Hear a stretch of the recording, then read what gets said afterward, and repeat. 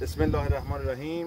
امروز 27 اردیبهشت ماه 1404 اومدیم زنبورستانمون برای تست دستگاه زهرگیر که توسط آقای مهندس دلیریان طراحی و ساخته شده به شرکت نوشدار و بهداد.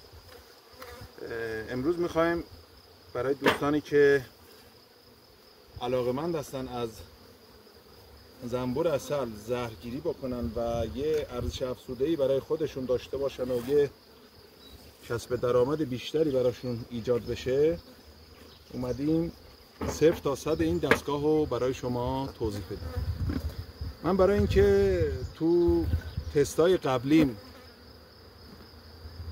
به مواردی برخورده بودم، از جمله نایلون کشیده بودم یا درشو گذاشته بودم، امروز میخوام این توری رو برای شما تست بزنم که توسط یک کلاف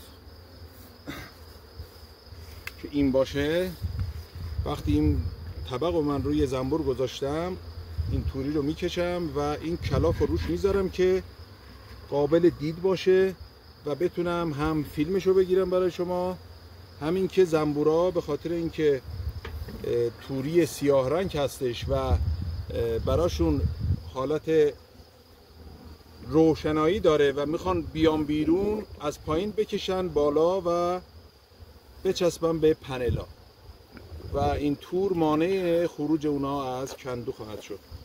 خب برای اینکه بخوایم یواش یواش کار رو شروع بکنیم، من باید یه توضیحاتی در مورد این تجهیزات کار به شما بدم.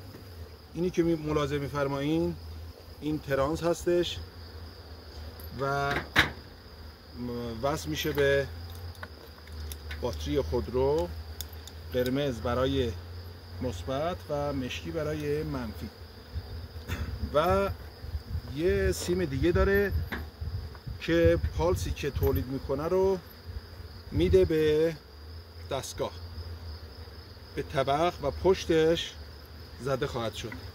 لطفاً تشبیه اینور من نشون بدم به دوستان. به این صورت بسته میشه به یه دونه این داره، یه دونه آوت. به این ورودی بسته میشه و پیچش محکم میشه. شاید بگین این یکی آوت برای چیه؟ ما چون از یه ترانس میتونیم 10 تا طبق رو جواب بگیریم یا ساپورت میکنه، به خاطر اون دیگه نیاز نیست کسی که 3-4 تا طبق استفاده میکنه یه ترانس دیگه تهیه بکنه. همین یه ترانس کافیه. فقط کافیه از اینجا با سیمای رابط از اوت بگیره برای این، از این بگیره دوباره برای همینجوری بره تا 10مین طبق. خب ما الان سیمای برقش رو وصل میکنیم.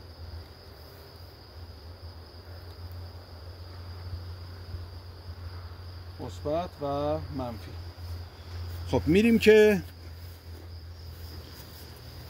روی این زنبور ما اینو تستشو انجام بدیم. این زنبور 10 کات هستش و آماده برای طبق.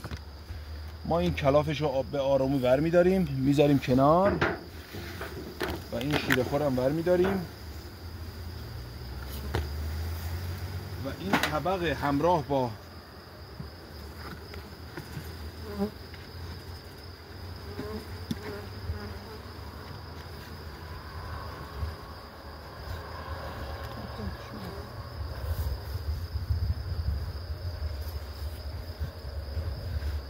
به آرومی میذاریم روی این.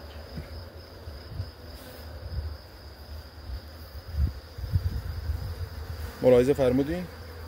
خب این توری دقیقاً داره همین کار رو انجام میده که این زنبور الان درسته هنوز ما هیچ کاری نکردیم ولی لااقل شلوغ نمیکنه، اینجا رو متشنجش نمیکنه. اینو حتما مستحضر باشین. ما به خاطر اینکه کار نزدیک باشه بهمون ترانس رو میاریم اینجا.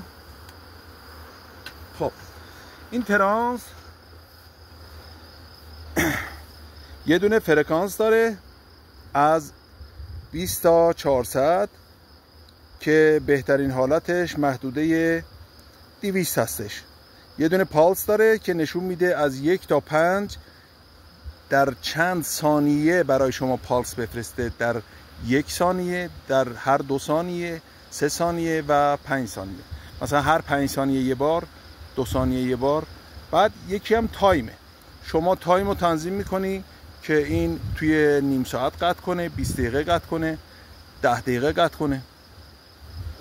یکی هم برمیگردیم پشت، یک کلید آن و آف هستش، یه فیوز داره که اگر ولتاژ بالا پایین بشه این فیوز میسوزه اولش که قابل